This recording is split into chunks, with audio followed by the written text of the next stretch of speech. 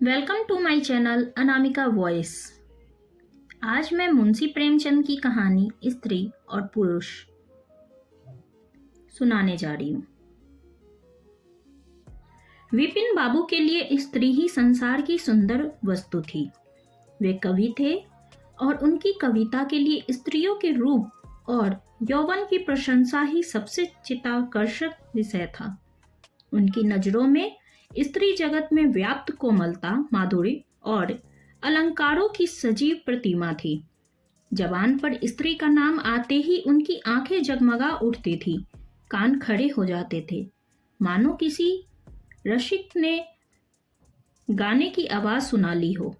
जब से होश संभाला तभी से उन्होंने उस सुंदरी की कल्पना करनी शुरू की जो उसके हृदय की रानी होगी।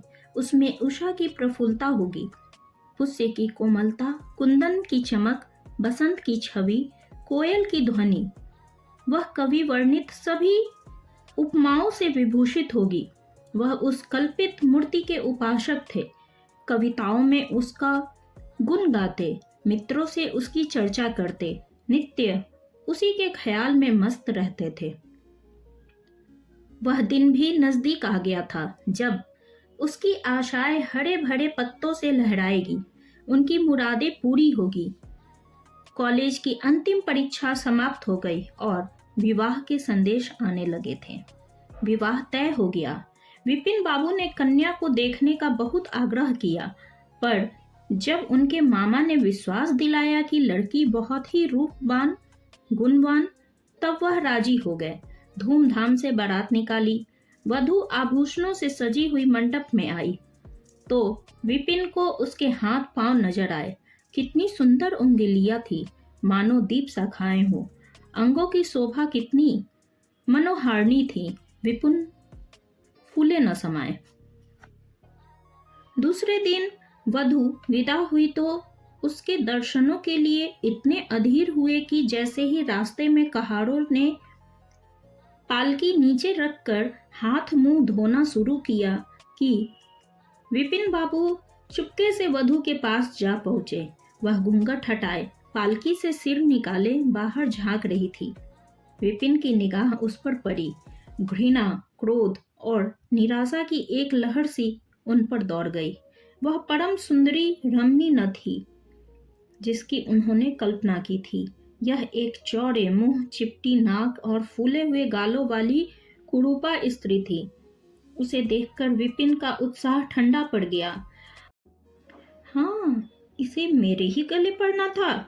क्या इसके लिए समस्त संसार में और कोई नहीं मिलता था?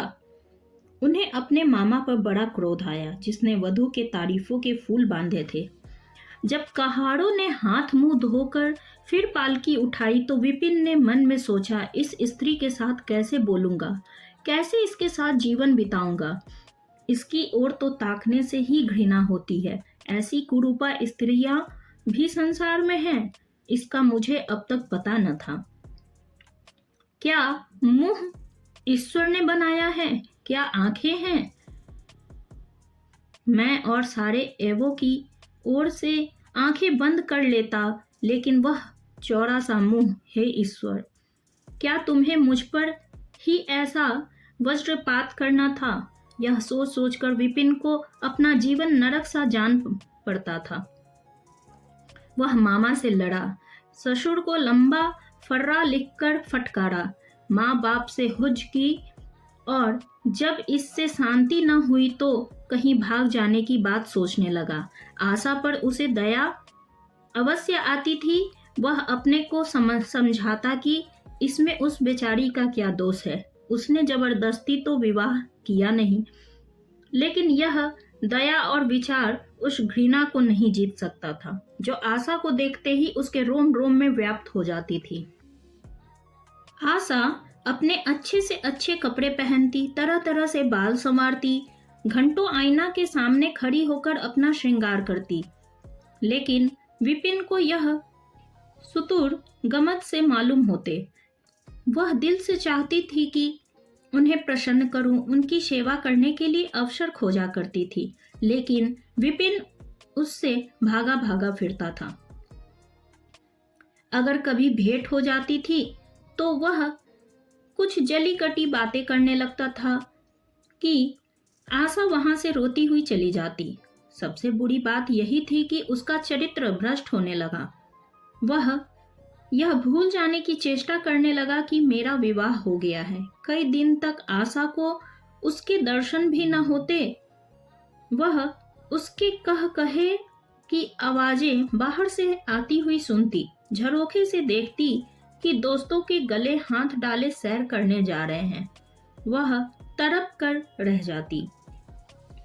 एक दिन खाना खाते समय आशा ने विपिन से कहा, अब तो आपके दर्शन ही नहीं होते, क्या मेरे कारण घर छोड़ दिया क्या? विपिन मुंह फेर कर बोला, घर पर ही तो रहता हूं, आजकल जरा नौकरी की तलाश में दौड़ धूप ज्यादा करनी पड़ती है। आशा, सुनने में आया है कि आजकल सूरत बनाने वाले डॉक्टर पैदा हुए हैं। विपिन, क्यों नाहक चीढ़ाती हो? तुम्हें यहाँ किसने बुलाया था? आशा, आखिर इस मर्ज की दवा कौन करेगा? विपिन, इस मर्ज की कोई दवा नहीं है। जो काम ईश्वर न कर सके भला उसे आदमी क्या बना सकता है? आशा, यह तो तुम ही सोचो कि ईश्वर की भूल के लिए मुझे दंड दे रहे हो। संसार में कौन ऐसा आदमी है जिसे अच्छी सूरत बुरी लगती हो, लेकिन तुमने किसी मर्द को केवल रूपहीन होने के कारण कुंवारा रहते देखा है? रूपहीन लड़कियां भी माँ बाप के घर नहीं बैठी रहती, किसी न किसी तरह उनका विवाह हो ही जाता है। उसका पति उस पर प्राण न देता हो, लेकिन दूध की मक्खी नहीं समझता। यह सुनकर विपिन झुंझला कर बोला, क्यों नाहक सिर खाती हो? मैं तुमसे बहस तो नहीं कर रहा हूं, फिर तुम क्यों मुझसे हुज्जत करती हो? आशा समझ गई कि इन्होंने मेरी ओर से सदा के लिए दिल मजबूत कर लिया है, इसलिए वह कुछ नहीं बोली और चुपचाप चली गई। विपिन तो रोज सैर सपाटे करते, कभी कभी रात को भी गायब रहते। इधर आशा चिंता और नैराश्य से घुलते घुलते बीमार पड़ गई, लेकिन विपिन भूल कर भी उसे देखने नहीं आता। सेवा करना तो दूर रहा, इतना ही नहीं वह दिल में मानता था कि वह मर जाती तो गला छूटता। अब की खूब देखभाल कर अपनी पसंद का विवाह करता। पहले वह आशा से कुछ दबता था कि कहीं वह मेरी चाल ढाल पर निगाह तो नहीं रख रही है, लेकिन अब वह बेधड़क इधर उधर घूमने लगा। वह कुवासनाओं में ऐसा लिप्त हो गया कि मर्दाने कमरे में ही जमघटे होने लगे। लेकिन विषय भोग में धन का ही सर्वनाश होता है, इससे कहीं अधिक बुद्धि और बल का सर्वनाश होता है। विपिन का चेहरा ढीला पड़ने लगा, देह भी छिन्न होने लगी, पसलियों की हड्डियां निकल आई, आंखों के इर्द गिर्द गड्ढे पड़ गए। वह पहले से कहीं ज्यादा शौक करता, नित्य तेल लगाता, बाल बनवाता, कपड़े बदलता, लेकिन मुख पर कांति न थी। रंग रोगन से क्या हो सकता था? एक दिन आशा बरामदे पर चारपाई पर लेटी हुई थी। इधर हफ्तों से उसने विपिन को न देखा था। उन्हें देखने की इच्छा हुई। उसे भय था कि वह न आएंगे, फिर भी वह मन को रोक न सकी। विपिन को बुला भेजा। विपिन को भी उस पर कुछ दया आ गई, आकर सामने खड़े हो गए। आशा ने उनके मुंह की ओर देखा तो चौंक पड़ी। वह इतने कमजोर हो गए कि पहचानना मुश्किल था। बोली, क्या तुम भी बीमार हो गए? तुम तो मुझसे भी ज्यादा कमजोर हो गए हो।